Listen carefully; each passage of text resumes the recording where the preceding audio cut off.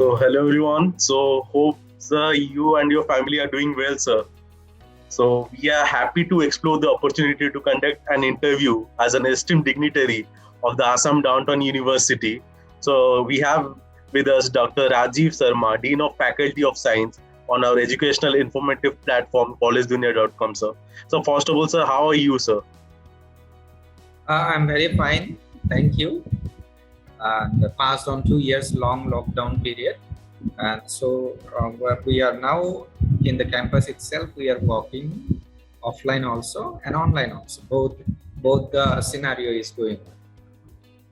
Some of the students has arrived, and we are continuing with our practical works. I don't know whether in future again if lockdown is introduced, so we will find difficulty in doing the practical. So as fast as possible, we are going through all the practical works of final semester students. Okay. So, sir, recently we saw that your university has conducted the 8th convocation. So, I just wanted to know, sir, how was your experience of conducting the convocation in this office time pandemic? Yeah, it's like we had the convocation with very few number of members, all the dignitaries of the academic council, board of management, and governing body were present, and we had to manage somehow on an online mode by recording methods, and so it's gone well. Anyway, it's gone well. So, how many colleges has participated? The students? Do you have any online quiz over there? Pardon, I'm not getting you exactly. So, how was the convocation, sir, going on? What was the curriculum of the convocation? So, do you know something about it? Can you just brief about the convocation? No, it's the usual method which we follow from your beginning with the procession and all. But the number of students and the members were little less, so we couldn't go for the 100% gathering because of this COVID. So we decided to have lesser number of members, and we have recorded everything, and it has been shown and displayed to all the members. I think more than 700 students got their degree. Okay. So, sir, now kindly enlighten us with the functioning of the institute. So, first, begin with which is the latest program that you're offering, and for in your institute department. So, which will help students outperform and stand apart from the crowd. Yeah, actually, we are offering the programs with basic biological science and also the advanced biological science. For example, we are offering zoology and botany for the postgraduate students, and advanced biological science includes biotechnology and microbial aspects too. Then an entrepreneurship related program, that is food nutrition and dietetics. So that's we can say basic plus advanced biological sciences. So these are the programs which we are offering right now, and there are in these programs there are certain courses which we have introduced, and those courses which basically includes the important aspects of the relevant discipline as well as the advanced aspect of the discipline. Further, we introduce certain parts of research related activities in those programs, and that's why what I feel that the students can outperform and stand apart from the crowd. So dealing with, say for example, dealing with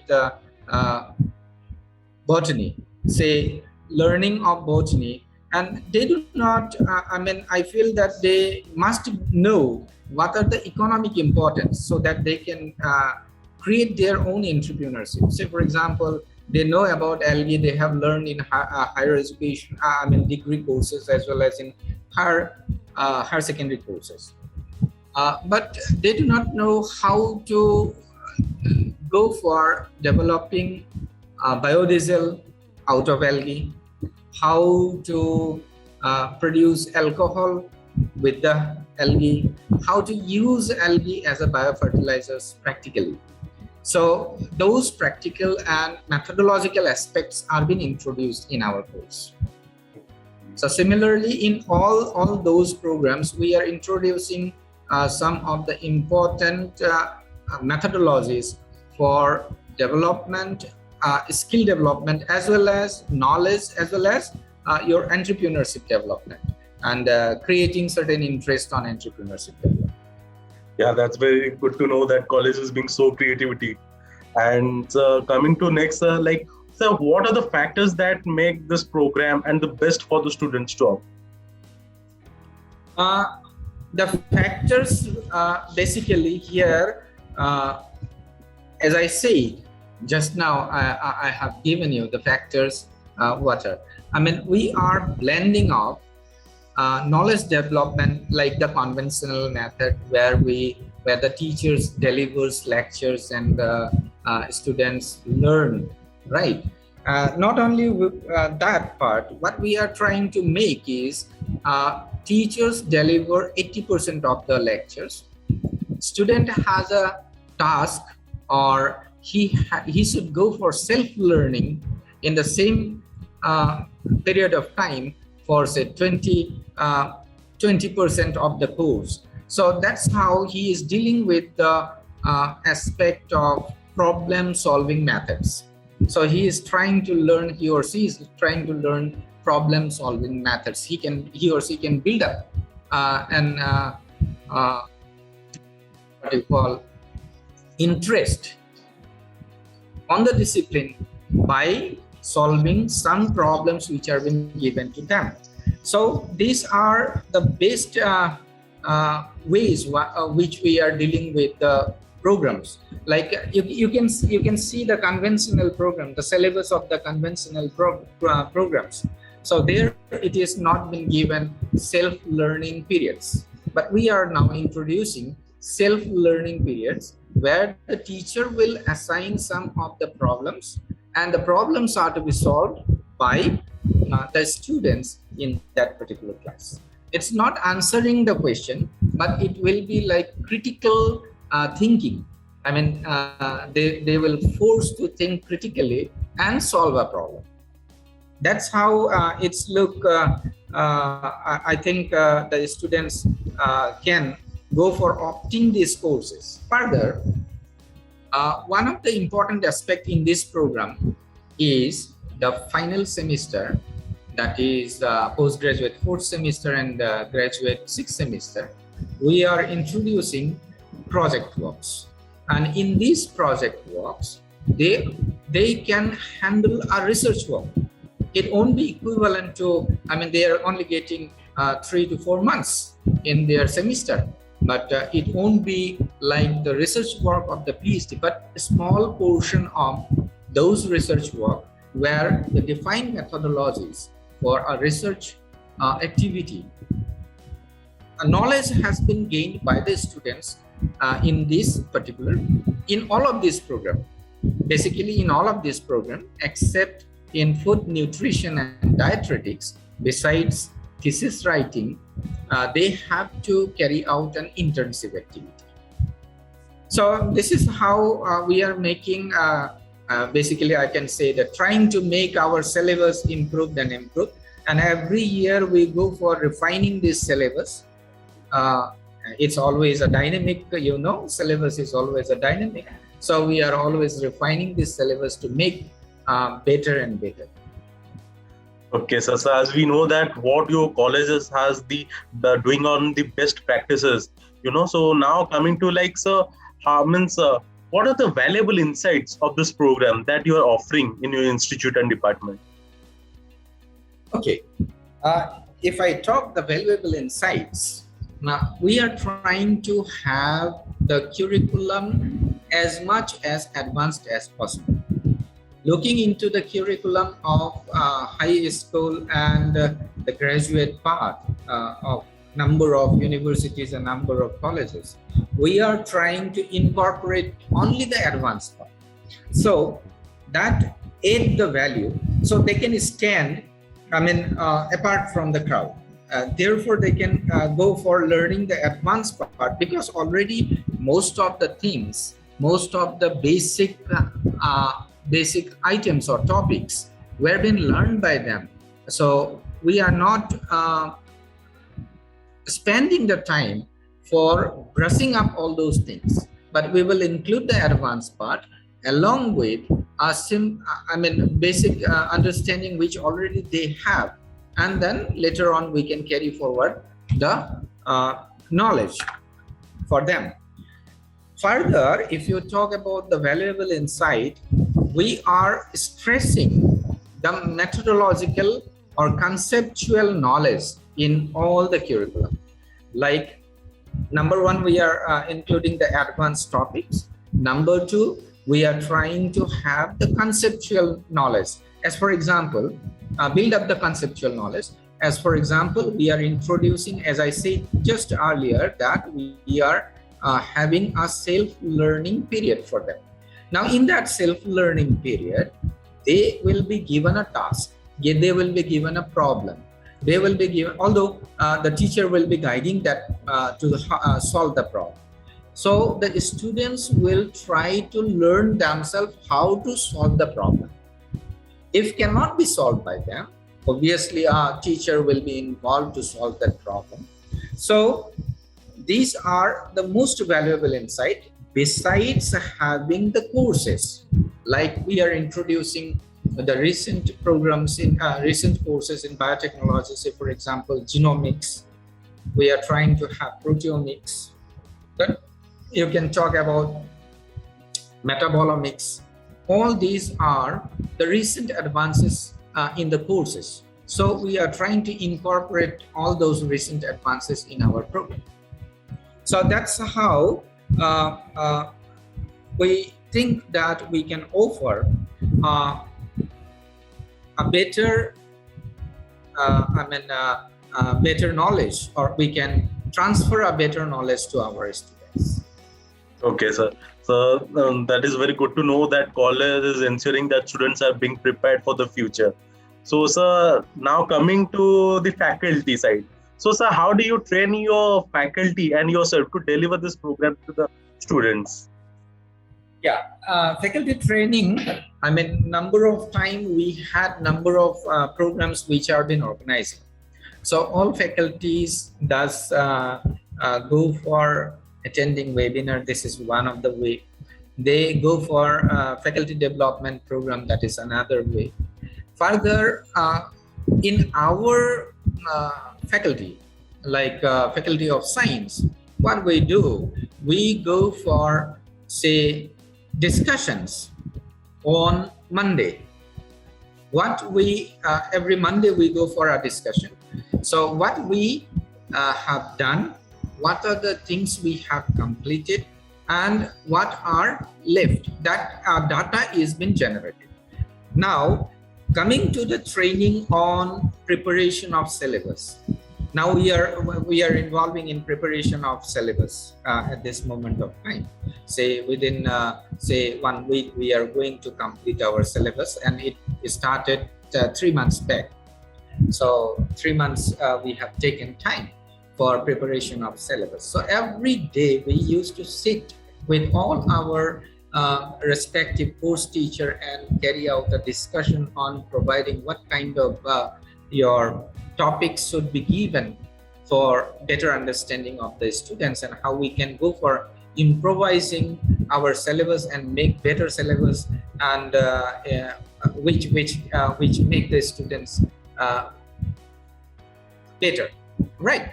So that's how we are working. And regarding, if you are talking about, say, training on, say, how to teach, training on what to deliver to the students, and training on what are the points those require some kinds of deliberation. See, basically university already has developed policy for teaching and learning process, right? what are the things we are going to deliver and what are the different modes by which we are going to deliver. And for those deliberation and for those issues, say inclusion of ICT facility or inclusion of our computational methods, what are the modern methods which can be used. For obviously some of the teachers who are not having those knowledge, they are being trained centrally.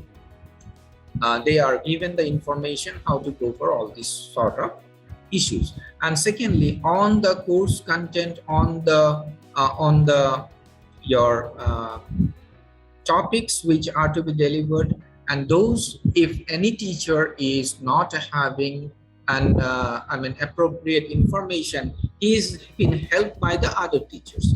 He or she can come to the senior teachers, and senior teachers just discuss with him how to go for the deliberation of any of the topic.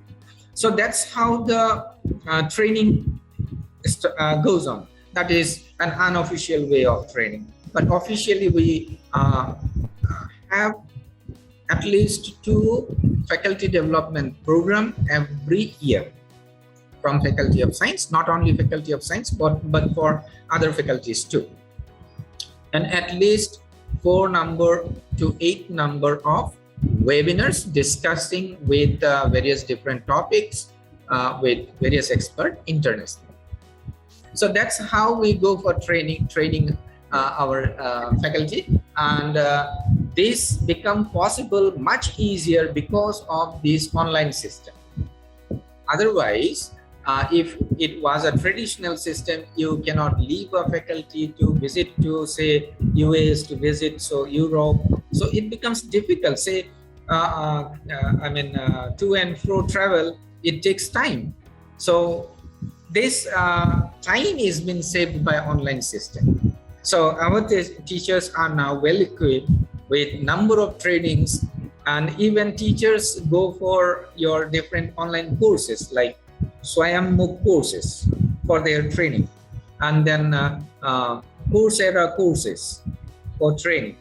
So all the teachers mandatorily go for 1 or 2 courses every time whenever they feel like it is possible for them. So that's how the teachers are getting trained. Yes, sir, that is very nice to know that teachers are putting so much effort to build a career for a student. So now, sir, how do you tend to build an industry connect with this program, sir? Yeah, industry connect, we are looking forward. So still we are in a process of collaboration with some kind of industries. But then what we are doing, we are introducing some of the small courses. Say, for example, recently been introduced. Okay, earlier it was not there, but we are recently been introducing. We are introducing certain courses like mushroom spawn producing course, then mushroom cultivation, then biofertilizer production courses. So and together with this, we will be introducing certain advanced courses on molecular techniques, recombinant DNA technology. It will be for 2 purposes. Number 1, our idea or our objective is to build the skills among the students. Number 2, during that process of building skills, they may have interest in establishment themselves as an entrepreneurs in that field.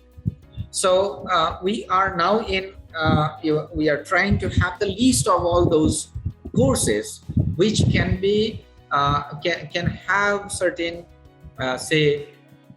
very instant application, commercial application, for example. Like for example, biofertilizers nowadays, you can talk about that. Everyone is running towards the organic system of cultivation. So in organic system of cultivation, there is a huge demand of biofertilizer. So we are trying to train them with the method of development or method of preparation of biofertilizers, how they go for culture the microorganisms, how they go for mass cultivation of the microorganisms, and how they can apply for the improvement of crop. So this is how we are dealing with that. And the another is that we yet to obviously we yet to have some industry with us for collaboration to different courses, and so as to connect with the industry directly. Indirectly, we are emphasizing on developing the interest of the students on entrepreneurship and development of industries. That's how we are dealing with. There are two ways. Number one is providing the course for entrepreneurship. Number two is we are in process of connecting a step, link with these industries. Yes, sir. So definitely we'd like to know that. So like, what were the challenges that you faced while inculcating this program in your curriculum? So challenges, if you talk about, say, the challenge is basically the time and the idea with the objective, and next is your infrastructure, available infrastructure. So, say we are a growing institution, we do not have the high-end infrastructure or high-end your instruments like in laboratories. We cannot go for sequencing right now at this point. We can go up to PCR and others, right? So we have to, while inculcating in the curriculum, so entire scenario has to be in mind.